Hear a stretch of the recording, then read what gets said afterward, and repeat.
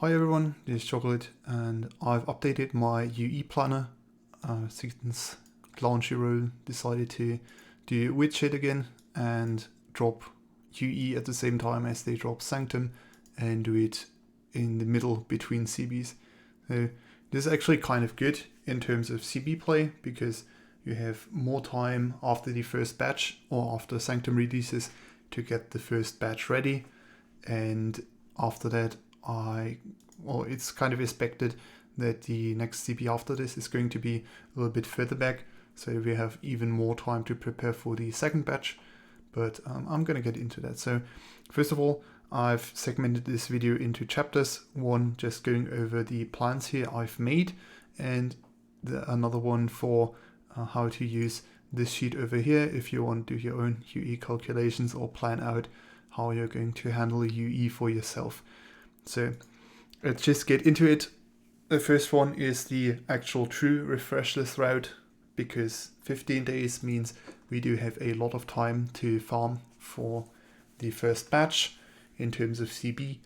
For PvP not so much, it's going to be a rail fest, but for everyone else this is going to be quite nice actually. Assuming, of course, in this case, you farm both levels every day without stop.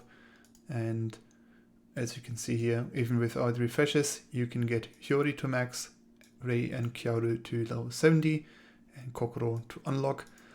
Kyaru gonna depend. I think it's good to have her UE unlocked and ideally maxed at some point, but there's a good chance that if your mage box is very good, that you don't actually need to use her. Just in some cases where you can replace, for example, H. Misaki with Kyaru to make an Ilya team safer because there's no buff. So yeah, I'm just going to assume everyone is at least unlocking and level 70ing those, and Yuri is kind of an important DPS who actually does get crit instead of like HP like Rei. It's good to have a Kokoro unlock only for now. I think there's, in some cases, she can go up a little bit in terms of level if she's still 10-2 or 10-1. But overall, if she's 10-6 for you, absolutely do not level up her UE or she's going to brick for quite a couple timelines. So that's the first batch, just farming every day, maxing out Hiyori, these two, just to level 70. Alternatively, if you know, I'm not going to use Hiyori as much, you can say, okay, I'm going to need Kyaru at max level, or just say, like in this one below, I'm going to refresh for Kyaru as well. So batch 2, in this case, I'm assuming because batch 2 isn't as intensive and there's more time, you can just go ahead and max out Rei, because we use her for so long, there's not really reason to leave her at level 70, unless you have some future insight. There's some weird timeline other servers didn't have, that level 70 or below UE for Rei is still necessary, which it probably isn't. The damage is usually better if her UE is just maxed at this point.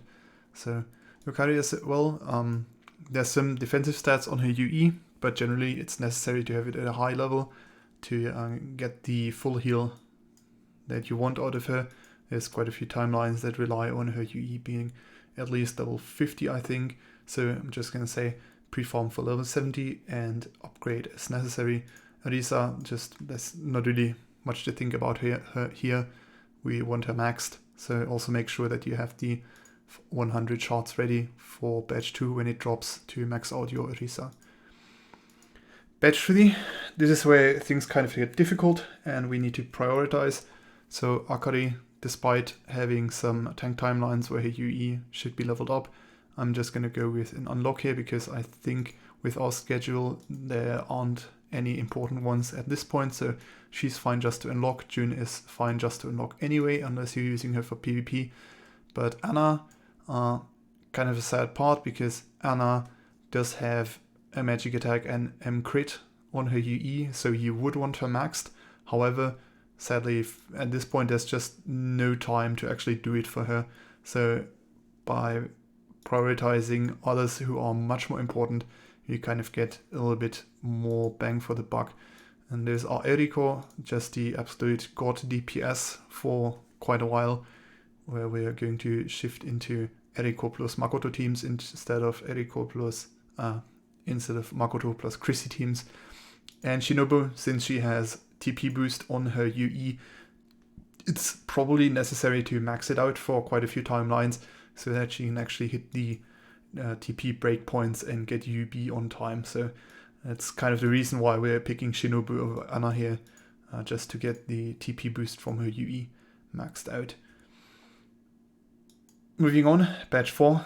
This is where I've planned out to have Akari move up to level 70, or at least have the shards ready, or the princess fragments ready to move her to 70 if necessary.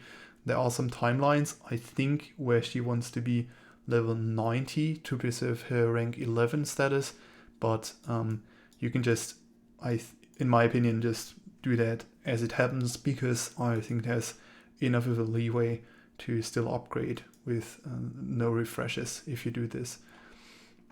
Obviously, Makoto and Kaori as one of the prime DPSs, and Makoto as your very important unit for very much every physical team at this point should also be maxed. There's just no debate about that. Pretty simple batch, and at this point things are still rather tight, but they should be getting a little bit better at this point. So for batch 5, just unlocking Misato, because I think at this point with our schedule she won't need more than an unlock. Perhaps if she does need more than an unlock, you can probably refresh a couple times and get her to level 70, but I'm not sure if it's necessary. But if necessary, I think that's doable within a couple days. Yeah, but yeah, if you're lucky, you won't actually need any refreshes for that, because at this point I think the pressure is going to be much lower than before. So you can just do Tomo in time for CB15 when multi-target starts, and Shiori in time for her to become the prime backline DPS for the next half year. So then batch 6, this is where I've planned in to have the Misato shards ready to go if you need her to go up, or for later timelines where she does need higher level. But as with some of the units here like Akari, just keep those ready instead of just maxing her right away, because there are some downsides to having her UE at a higher level. So yeah, obviously Jita, need her maxed. Her UE is amazing, and she's also quite amazing, so you want that maxed. And at this point there's also so little pressure in terms of fragments that we can finally pull up Anna without refreshing. And after that, batch 7, very easy, just 2 new additions, Ilya and Kyoka, and after this it's pretty much home free from what I understand, because at this point we should have already had some Sanctum X2 events, so you might be able to already have some units extra, or at least a little bit of a store for shards and fragments, so that you can just, after batch 7, go to town. Batch 8 and up shouldn't be too much of an issue at this point, so I've not actually included them. But yeah, just for without any refreshes. So for regular players, this means, yeah, this is a good route for you if you just don't want to invest too much into UE, but still get all the necessary units. For competitive play, especially if you're from my clan and you are listening to this, please only do this if you're really strapped for gems. Like if you're really down bad and about to go into NUE chancing a spark, meaning you won't be able to get her, then this is the route for you. But otherwise, please follow the bottom one, which I'm going to get to now. So this is what I consider standard for competitive CB. If you notice here, the total refresh cost is only 1,250 gems overall, so still very, very cheap, I think, and leaving some opportunity to add some extras without breaking the bank, but still. So for the first batch, this is assuming 2 maxed UE, 1 level 70 and 1 unlock. You can perhaps switch out Kyaru for Rei if you decide I'm not going to need Kyaru. So ideally you want to just keep the fragments ready to go, so you can say at CB, when you notice, okay, these are our timelines, this is what I'm going to use. And you can just max out the one that you need and leave the other one at level 70. So that's batch 1, just a couple refreshes, 10. You can do that in a couple days if you notice, okay, I'm going to spend it now, or right at the beginning, for example, when there's not really much going on, like this event where you can farm Excutomy, but I think most people won't really care about her, so that's kind of a good opportunity to do so. Like, that's why I'm also going to note down when you need refreshes, because ideally you want to do those outside of stuff like normal 2 or hard 2, where you want to spend your stamina on other stuff. So batch 2, pretty much the same thing as up here, except this time we're just maxing out the 3rd unit from batch 1 and just getting Yukari and Arisa up. Alternatively, you can say, okay, I'm going to leave whatever one I decided not to upgrade to the max at level 70 and get shards ready for Yukari to go to max. It's also an option, because Yukari is quite good and you definitely won't regret maxing her out. Maybe you're even going to spend some extra refreshes on it. I wouldn't fault you for that. It's definitely what I'm going to do. But yeah, so batch 2, very simple as well. No more refreshes needed to get this. If you spend some extra refreshes, you're going to get some extra levels on your UE for 1 unit. Or perhaps another unlock, but yeah. So now we get to batch 3. This is where kind of one of the major differences starts. Akari and Jun, again, just an unlock. Eriko and Shinobu, max, and also Anna, of course, in this time. We're going to max her as well. That's 11 extra refreshes to get her to max instead of just level 70 in this time. So again, gonna need 10 refreshes. Plan those out when you can, if you're going to go down this route, which I recommend anyway. So after this, same thing as in the other version, just getting the shots to get Akari to a higher level and Kaori and Makoto maxed. No extra refreshes needed in this case, because all the other stuff it's just the same as the one above. Then the next one, we're going to get Misato ready to go to level 70 right away, which is a couple more refreshes, but nothing too backbreaking, so it's just a little bit more to get her ready right away. And if you notice, okay, I'm on the top one with all refreshes and I'm going to need Misato ahead of time, then you can just add these 4 refreshes to get her shards ready. So generally going from unlock to level 70 is super cheap, so it's not really something to worry about anyway. Next up, batch 6. This is the point for this route where things are just super free, because the only one you need from batch 6 is Jita. So just maxing her is easy to do without any refreshes, and at this point you're gonna gather out some spare shards to use on whoever you like or whoever you want extra, like for example some of the ones I've put down here. And batch 7, again, just 2 to max. Should be some extra shards left over if you don't refresh, but at least farm every day, and if you refresh you can get some nice extra units maxed out at this point. So in total, just 1250 gems for refreshes, 30,000 stamina over 7 months, which isn't all that much, so that should be relatively fine. And yeah, so for some of the extra units you can look to, obviously Rin, she was used quite a bit as kind of an extra buffer and healer with her defensive buff when it was needed for physical teams, and I think she's just nice to have overall, so you can give her a shot for an unlock if you want.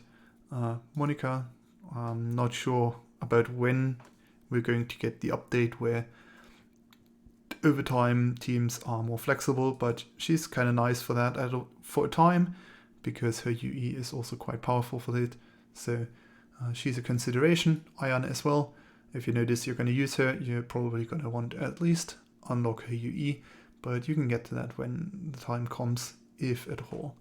So then for the ones that definitely want some levels on their UE, there's obviously Yori, who's going to be a nice AoE mage for when you use mages in AoE, obviously for CB15 probably in the earlier phases. Ninon not really for AoE, for multi-target, but for knockback, because that's useful quite a few times, but still very niche, so probably only worth doing if you're a pure CB player when you actually know you're going to need her. But otherwise, since her UE is very good in PvP, she's still probably worth an unlock and level 70 if you have the extra shards, or if you refresh for those extra shards. Mimi as well. She's sometimes used. She could see use, especially with UE in multi-target fights. So if you notice, hey, I'm going to use her, definitely worth a consideration. And also for PvP again, very good unit. So it's kind of a good middle ground for these three. If you can afford them, they're nice to have for CB just in case, and for PvP they're going to be very good. And in terms of max levels, I don't actually want to put out any of them, because there's just not really any units that I think for pure CB are worth maxing out that aren't on this top list. So yeah, if at all, maybe some of these ones, or some of your other favorites, like for example Kurumi. There's some Kurumi timelines with her UE, so if you max her out for PvP, she could go in this one. But otherwise, I wouldn't really recommend going for the high investment required, because you do need quite a bit of extra refreshes to get another unit up. So 16.66 approximately gems per unit max, so that is quite a bit, and I think you should think about it very carefully before upping any PvP units to this level if you're a pure CB player and you're not actually packing yourself every month. But otherwise, if you're swimming in gems, go for it. This is the time where you can actually spend some of those without rolls and notice a noticeable difference and improvement from doing so. Just keep in mind the extra mana cost and the stamina you're going to need to spend, because it does add up, and it is quite expensive at times. So yeah, that's the part for how to approach the overall strategy, just if you want one laid out for yourself without having to really plan out anything specific. But this sheet is just fully accessible, and I've laid out all the numbers that went into the calculation and planning. So if you want to make your own plans, you can just make a copy of this sheet. And how it works over here is you input the total number of units that are unlocked during each batch. So you unlock, for example, you unlock Kokoro and leave her at only an unlock.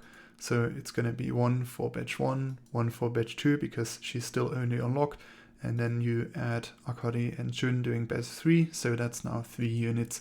And then maybe doing batch 4, you decide to up Akari.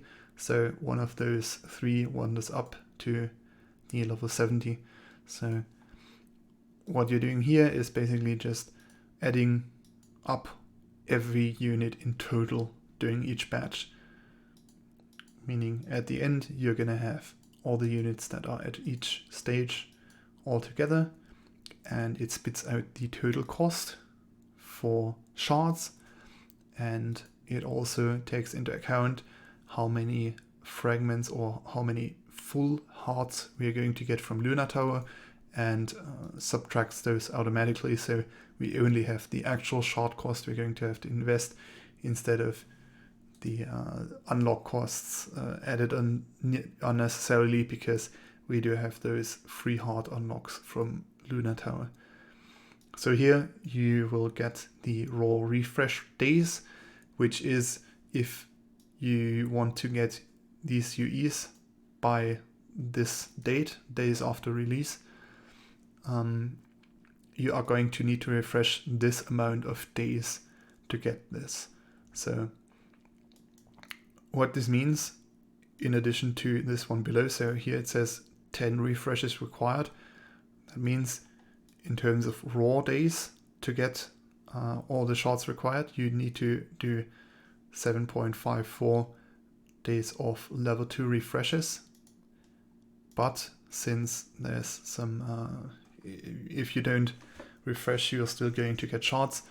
It only means you need this amount of refreshes in total to actually get all the shards required. So this number is just in case you don't have any shards or you've spent all your shards. So you know you need to at least this number of days of full refreshes to get the shards required. And just as an indicator, like if you're going, for example, in this one, it's not as prominent anymore because the schedule is a lot more generous. But for example, if you were to say, I've got 15 days after release to get all these units, all these shards for the units, and you notice, okay, the raw refresh days, let's say I'm gonna max out 5, and all of a sudden we would need 24 days of refreshes and you have 15, then obviously that's not gonna work. So you're gonna need to up your refreshes to include level 1. And at that point, yeah, it's gonna get quite painful very quickly. But yeah, so that's kind of the idea behind this number. This is for if you're a whale or if you wanna max refresh a couple times, then you can know, okay, is this actually achievable, what I'm planning here? And actually I'm gonna show real quick what you can do, because